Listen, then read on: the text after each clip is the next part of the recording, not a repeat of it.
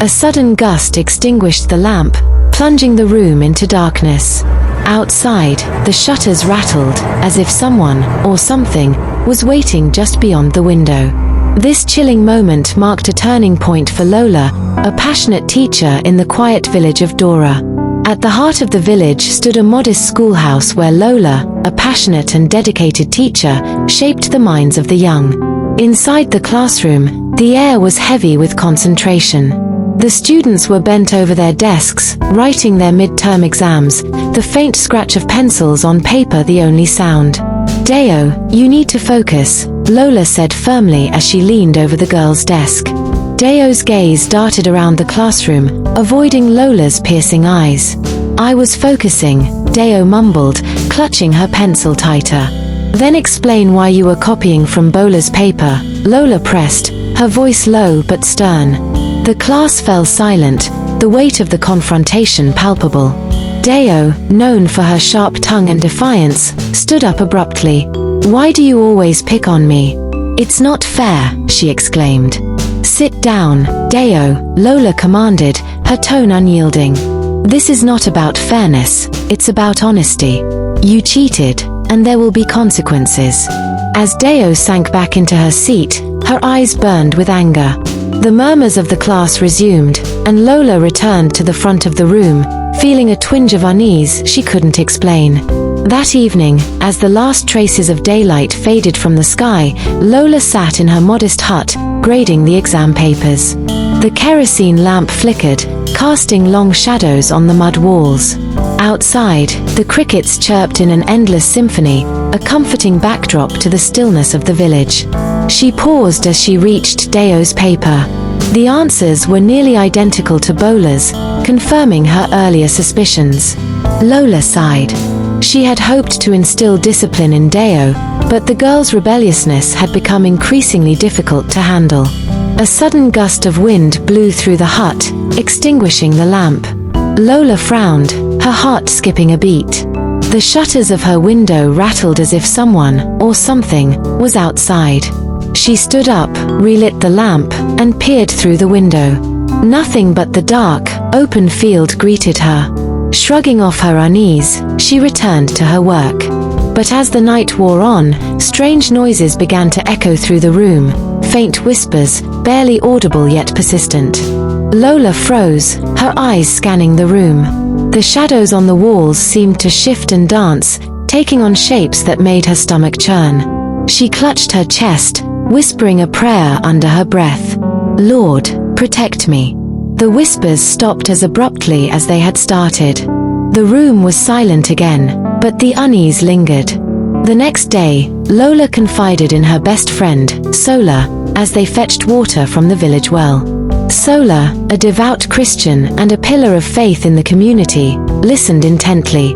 "You say you heard whispers? And shadows moved?" Sola asked, her voice low. Lola nodded, gripping the wooden bucket tightly. "It felt unnatural. I don't know how else to explain it." Sola frowned.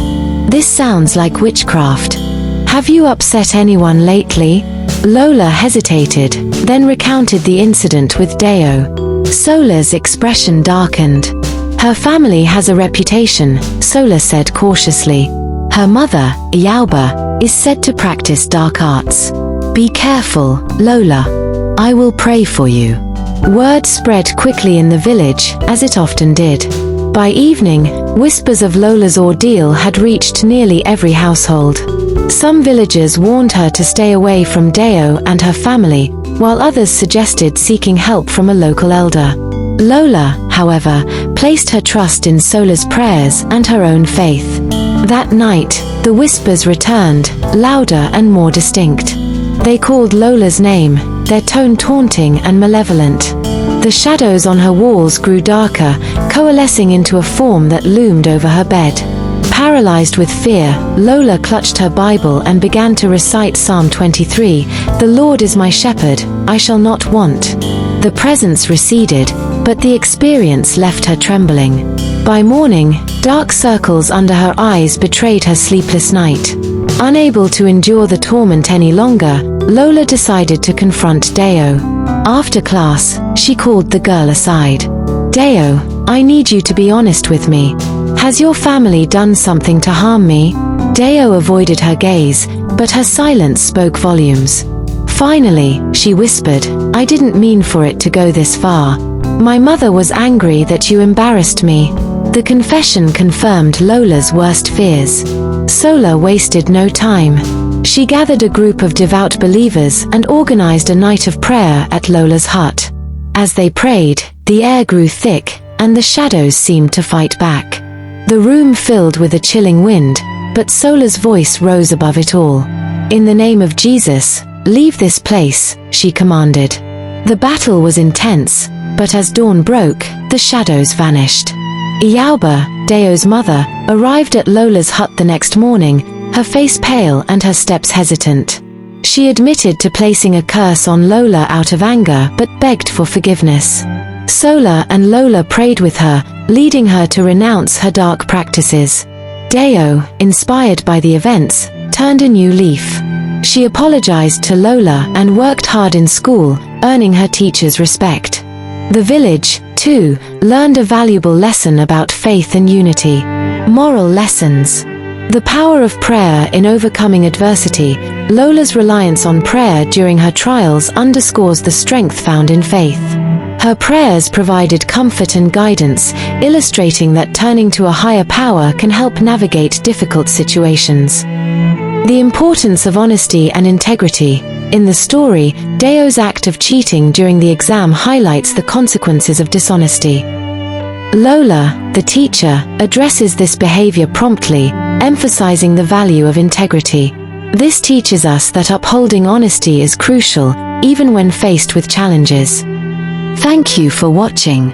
Please don't forget to subscribe to our YouTube channel if you are new to the channel. And special shout out to our returning subscribers.